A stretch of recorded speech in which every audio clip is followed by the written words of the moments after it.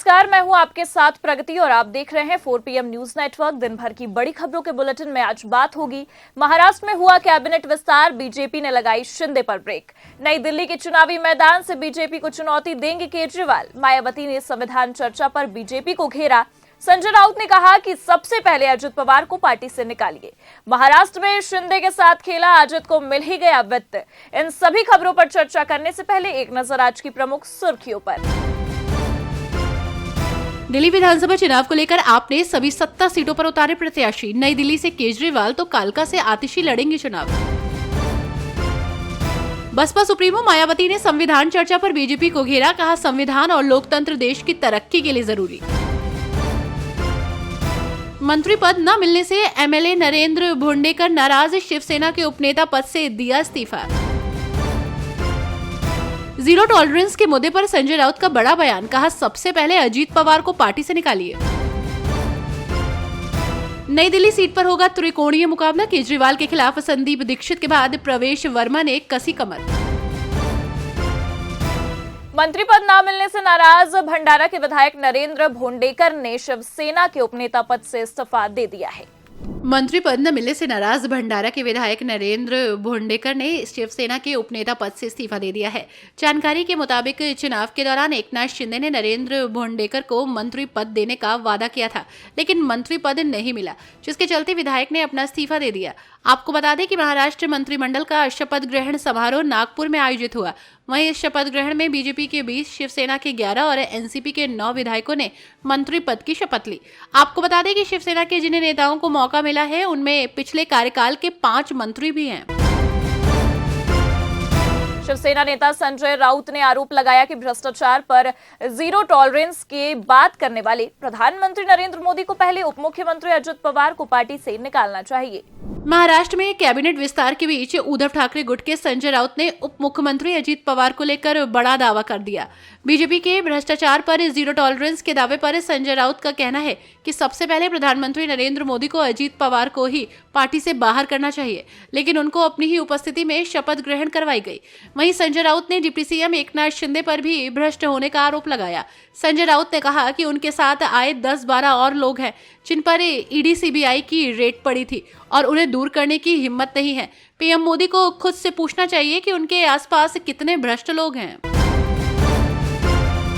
आम आदमी पार्टी ने दिल्ली की सभी विधानसभा सीटों पर उम्मीदवारों की घोषणा कर दी है। पार्टी ने अपनी चौथी लिस्ट में 38 उम्मीदवारों के नामों का ऐलान किया है। इसी बीच अरविंद केजरीवाल ने कहा कि पार्टी पूरे आत्मविश्वास और पूरी तैयारी के साथ चुनाव लड़ रही है, बीजेपी गायब है।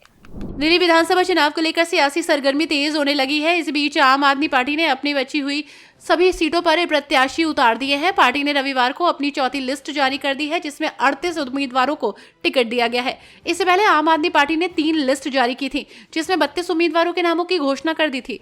आम आदमी पार्टी ने रविवार को पार्टी में शामिल होने वाले रमेश पहलवान को भी दिया टिकट और उसने कस्तूरबा नगर से अपने मौजूदा विधायक मदन लाल का टिकट काट दिया और उन्हीं की जगह रमेश पहलवान को उम्मीदवार बनाया है। प्रेस कॉन्फ्रेंस में मायावती ने कहा, भारत का संविधान और इसके लोकतंत्र की खूबसूरती देश और देशवासियों की तरक्की के लिए जरूरी है। इसके अलावा भाजपा कांग्रेस पर निशाना साधते हुए उन्होंने कहा कि कांग्रेस और भाजपा के बीच ये लड़ाई चल रही है कि हमसे ज्यादा तुम दोषी हो। बहुजन समाज पार्टी सुप्रीमो मायावती ने संसद सत्र पर लखनऊ से एक प्रेस कॉन्फ्रेंस की। इसमें बसपा प्रमुख ने सत्ताधारी भारतीय जनता पार्टी पर जमकर हमला बोला। संविधान की 75 सालों की गौरवशाली यात्रा पर संसद में हो रही चर्चा पर मायावती ने कई सवाल उठाए। मायावती ने कहा कि भारत के संविधान की 75 सालों की गौरवशाली यात्रा पर संसद में चर्चा हो रही है। इसे चर्चा की सार्थकता और उपयोगिता तभी संभव है जब खुले मन से ये स्वीकार किया जाए कि सत्ता पक्ष संविधान की पवित्र भावनाओं के अनुरूप देश के करोड़ों लोगों को रोजगार, न्याय और स्वाभिमान का जीवन दे पाया है या नहीं। मनोज झा ने बीजेपी के अंदर दरार का आरोप लगाते हुए कहा कि गुजरात वाले भैया से कड़ी टक्कर में सीएम योगी। यूपी के सीएम योगी आदित्यनाथ के बयान पर राज्य सांसद मनोज कुमार झा ने कहा कि यूपी के सीएम योगी आदित्यनाथ बहुत कड़ी टक्कर में हैं। गुजरात वाले भैया से बहुत कड़ी टक्कर चल रही है। दोनों एक दूसरे से 2 कदम आगे निकलने की होड़ में हैं।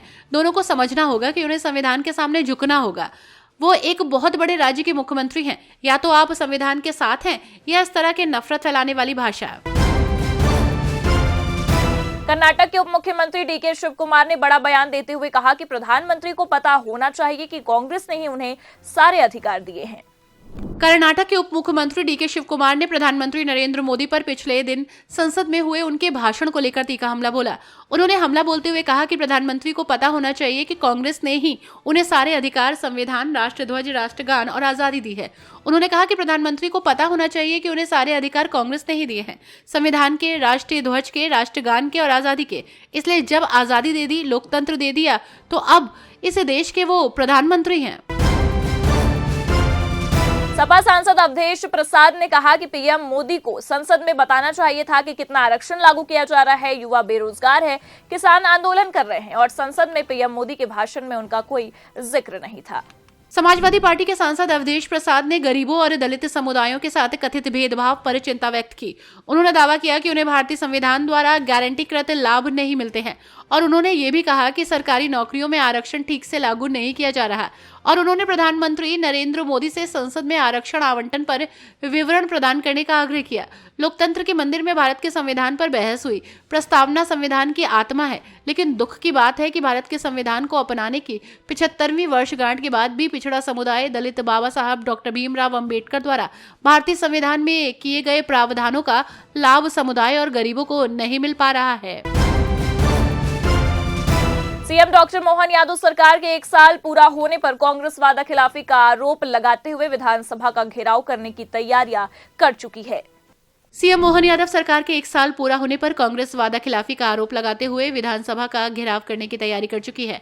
सोमवार को 50,000 से ज्यादा कार्यकर्ताओं और नेताओं के इस आंदोलन में शामिल होने के दावे किए जा रहे हैं। पुलिस प्रशासन द्वारा भी आंदोलन को लेकर पूरी तैयारी कर ली गई है। मध्य प्रदेश कांग्रेस कमेटी के प्रवक्ता मुकेश नायक ने बताया कि विधानसभा चुनाव 2023 में भारतीय जनता पार्टी ने अपने घोषणा पत्र में कई ऐसे वादे किए थे जो अभी तक पूरे नहीं हुए। महिलाओं को 3,000 रुपए लाडली बहना योजना के तहत दिए जाने के साथ साथ अन्य कई वादे भी बीजेपी ने लोगों से किए थे, मगर 1 साल का कार्यकाल पूर्ण होने के बावजूद इन बातों को पूरा नहीं किया जा सका है। इसी के चलते कांग्रेस कमेटी ने आंदोलन शुरू कर दिया है। और इसी के साथ इस बुलेटिन में फिलहाल इतना ही। ऐसी ही तमाम राजनीतिक खबरों के लिए देखते रहिए 4 PM न्यूज नेटवर्क। नमस्कार।